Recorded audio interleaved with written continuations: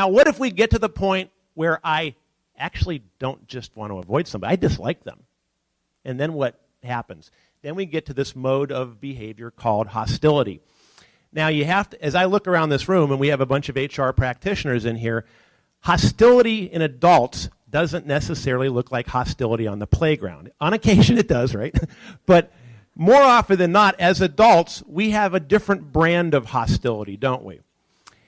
So we're going to define it very broadly. It doesn't have to be punching somebody in the nose. Hostility is any effort that we ever exert that damages another person intentionally in any way. It could be physically, it could be emotionally, it may even be reputationally.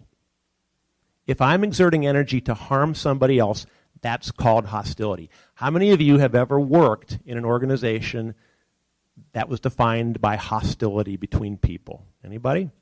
And how, more hands than I thought, and how productive were those groups or teams when you were working with them?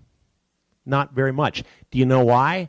Because all of that energy that we spend either perpetrating or protecting ourselves from other people's hostility is energy that the brain cannot spend on doing work.